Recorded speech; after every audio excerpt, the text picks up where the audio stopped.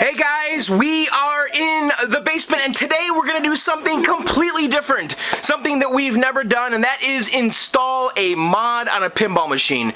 Now I've kind of dabbled in mods on pinball machines, like, just basic stuff like, putting LED lights and stuff. But today we're going to actually do a real mod. And I have to tell you, I'm not really into pin mods.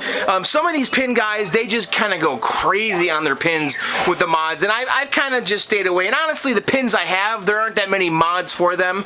Revenge from Mars, they do make a saucer mod, so these saucer lights light up. But on Simpsons Pinball Party, Wolfpack Pinball just released a mod that basically what it does is it makes the Tavern sign back here light up like it's a bar sign.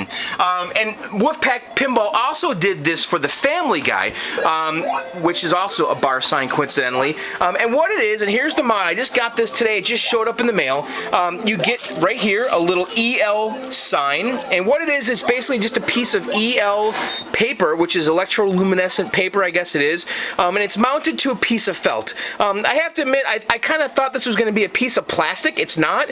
It's just kind of like a piece of printed plastic or whatever it is, mounted to felt, and you have 3 leads right here. And then basically what you're going to do is you're going to mount it on the existing screws where the original sign was, and it's going to go right there like that. Now, you do need a power supply for this, and the kit does include it, and it looks like this is kind of just an off-the-shelf power supply. It has an on-off switch, and it also has a little toggle here where you can toggle one of 30 different pulsing modes, and we'll play with that after we get it installed. And it also, because this is kind of an off-the-shelf unit, there's a lot of many leads on here, and Wolfpack Pinball, actually, they tied off the ones that you don't need and only left one open, and that's the one we're going to plug into the sign. And then also, the other plug here plugs into an existing power supply on the inside the pinball. So when we get to that part, I'll show you how that works. Actually, I haven't even started this at all. We're kind of going to do this live. So the first thing we want to do, though, is we want to remove the original Moe's plastic and also this Duff plastic right here. So why don't I get a tripod set up and get those pieces off? Okay, we have the 2 nuts off, and Moe's Duff plastic here should come right off. And it does, like so. This is also a good time to clean my plastics. Okay, so after you have the Duff plastic off, the next thing you want to do is you want to raise your playfield, and let's go ahead and do that. Okay, after you raise the playfield, what you want to do now is actually feed the power supply wire through this through hole right here. And I've already actually done that. I fed it through there. And then after you feed it through, we're going to put the playfield down and now go plug that into the EL sign on the top. So very simple. Okay, you can see I pulled the wire, the power wire for the EL light through that through hole back there. And now what we're going to do is we're going to plug this into the Moe's sign. So let's do that right now. Okay, you can see we have it plugged into the EL sign, like so. And now what we need to do is basically put a little zip strip on here to hold the wire in place, and then throw 2 screws through this to hold the Moe's sign in place. It actually does look pretty good now that I see it. The felt had me a little worried, but now that I realize it goes behind the piece of metal, it actually looks pretty sharp. So let's secure this all down and take a look. Okay, we have the new Moe's sign installed there, and I put the felt behind the bracket. It looks pretty good actually. When I did it, I put 2 zip strips that were included to attach the the wire that supplies the power to the EL light right to that bracket right there, and then you can see the wire runs into the hole. So now we're going to turn the playfield up again, and we're going to plug in the power supply.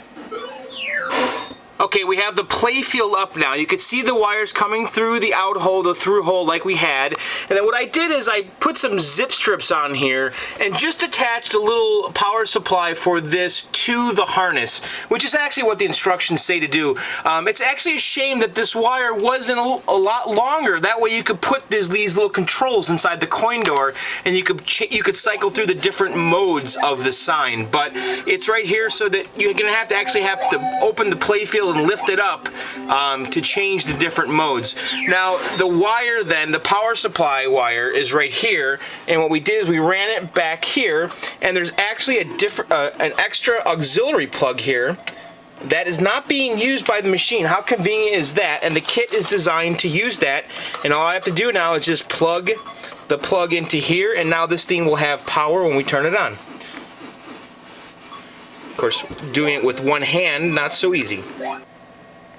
Okay, and we're all plugged in, and let's double check our work before we turn it on. We got this all secure, looks good, nothing is hitting anything.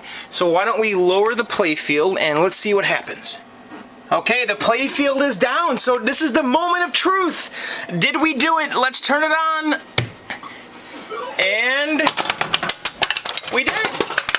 It works. The game is freaking out right now because the balls are missing, but let's turn the light off. Check it out. Oh yeah, that's cool.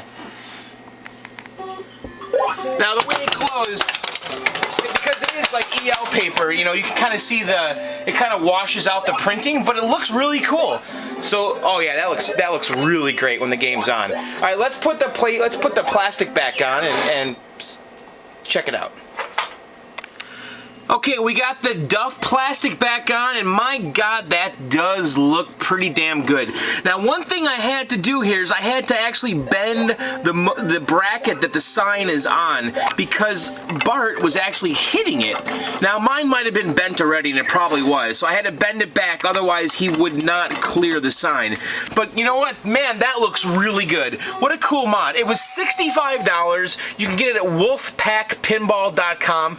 You know, that took me about probably 20 minutes to install. Really easy to install, really simple instructions. Niles provides a nice Word document that kind of shows how to install it. Really, you know what? I think it's pretty cool. I'm definitely going to recommend this. It's the Moe's Tavern sign at wolfpackpinball.com. You could do a Google for Moe's Tavern mod for Simpsons Pinball Party or TSPP. Anyway, guys, there you have it. That is the Moe's Simpsons Pinball mod. Hope you guys enjoyed the video, and we'll see you guys later. Also, don't forget johnsarcade.com, and if you haven't subscribed, please do. Thanks, and we'll see you guys later.